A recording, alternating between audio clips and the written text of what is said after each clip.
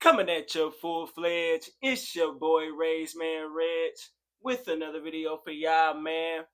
Welcome, YouTube, as we progress further from the NBA's All-Star Weekend. I think it's appropriate to now focus on, of course, the regular season, but also reflect on the times in history around this current time of the year. Now, the last time I did one of these videos, it was centered around two teams putting up a collective record-setting performance. If you remember what I'm talking about, it was that historic Detroit Pistons and Denver Nuggets game when they scored the accumulative greatest points record in 1980 in the 1980s, I believe. I don't remember the particular year. But on this day in 1967, the public witnessed the human record book display one of his quintessential conquests of self-fulfillment in a regular season game against the Baltimore Bullets. Wilt Chamberlain led the Philadelphia 76ers to a 149-118 win.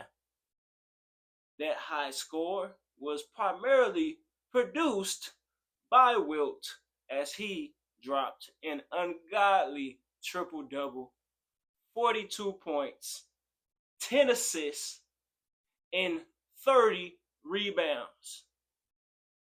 Let's also give credit to top 15 shooting guard Al Greer as well for putting up 36 points, 7 assists, and 7 boards, and 8 assists. Now, let's get into details.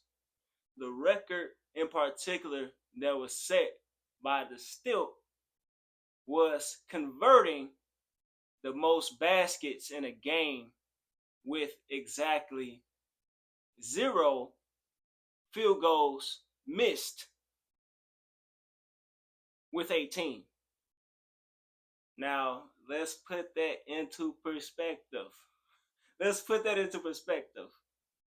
Wilt had one of the hottest hands of all time.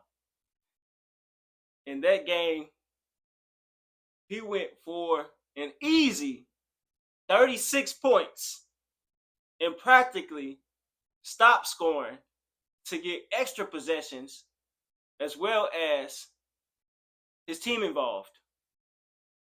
Now, if you've done any research on the Big Dipper, you know he himself has said he stopped scoring in the prime of his career in terms of all-time rankings. And that's absolutely true. Remember, in just 941 games, Chamberlain is the fastest player to score 30,000 points. He also has the second greatest points per game average at 30. Not to digress, but this is something I've noticed, and you probably have noticed as well if you do your research.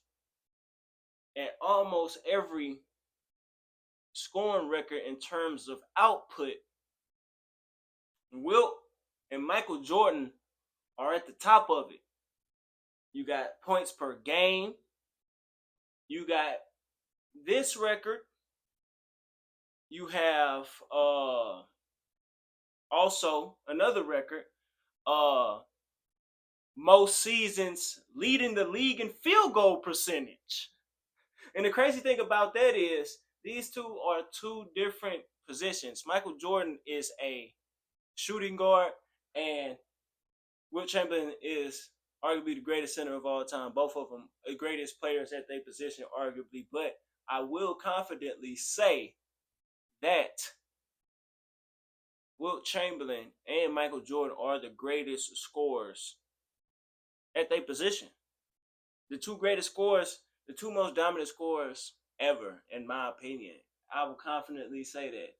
They right there, they two different positions. They got damn near the same exact points per game.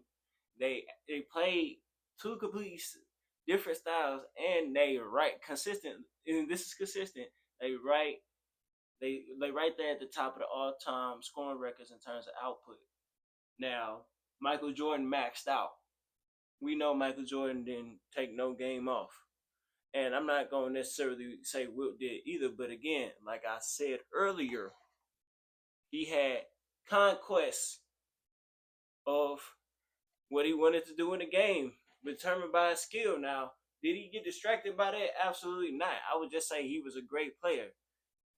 Now, that goes into people saying that Wilt was a loser. Everybody was a loser back then. The only people who was winning was the dynastic Boston Celtics. And Wilt won in that era. He was the only player outside of them to win in that era. So, who's the loser?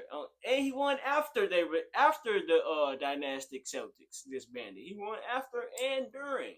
So, he won two, and those two teams are arguably the greatest teams ever. The 1968 Philadelphia 76ers, they set the all-time wins record at that time at 68 wins. The 1972, I did a video on this.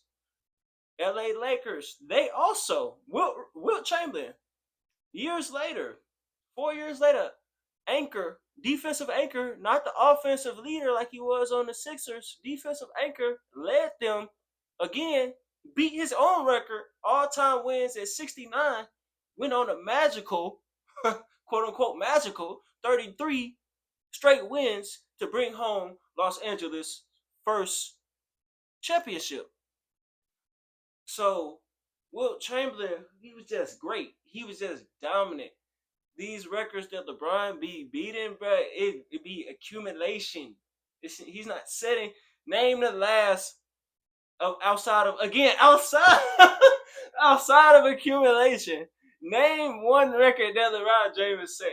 Matter of fact, I'm gonna make it a little challenging. Name 5 records LeBron has set outside of accumulation base. So God, name 5. Now, if you can, you might get a prize because that is impressive. I don't know that. So, but yeah, and just not just for LeBron, just other players that be hunting to break records. And these just low hanging fruit in terms of Wilt, because when you see only times you hear Wilt niggas passing Wilt in terms of records is like when James Harden was going crazy in the late 2010s. Oh, he passing Wilt record for consecutive 30-point games and shit. Wilt James Harden, one of the greatest scorers of all time. You don't hear Wilt's name and getting passed because his records are they're impossible to break. They're impossible to break. It's not a testament of It's not a testament of longevity because Wilt Chamberlain retired at 37 years old. He was still getting contract offers in damn near his 50s. That's how skilled he was. He was a Hall of Fame volleyball athlete after he retired in 1973. That would have been tough if he wanted to do it. He was an adventurer. He went on conquest with his skills. Oh God, he went from basketball to volleyball. Like that's pretty tough. Wilt Chamberlain, I got him 7th on my all time. My all time is not solid. It is solid, but it's not solid. Every other day is fluid. Like because I can say Tim Duncan the greatest of all time, but that's reaching. I can say Wilt, but Wilt to be at 7. He got a stronger case than almost anybody in the top 10, bro. It sounds crazy, but everybody do. But he got a real strong case. You could definitely say he's the greatest athlete in NBA history, the most dominant athlete in NBA history, almost the dominant greatest scorer. I mean, he is the leader, the best player on some of the greatest teams. Or at that time, some people will still say, if you old enough or if you have that hard enough opinion to say he was the leader of the best teams ever. So two of the best teams ever at that time. Yeah, he did set, unlike a Steph Curry. Oh, this is a great point. This is a great point. He did it twice. Damn, he did it twice. Not only did Wilt Chamberlain set the all-time realest record, he won the championship in doing it. So, like, yeah, and that's a hey. You know who else did that? Michael Jordan at 72 and 10. Okay, so wow. Hey, there it is. There it is. That's all I gotta say in this video, man. Y'all let me know what y'all think. Where do y'all rank Wilt Chamberlain in terms of top 10 centers, top 10 players, scores?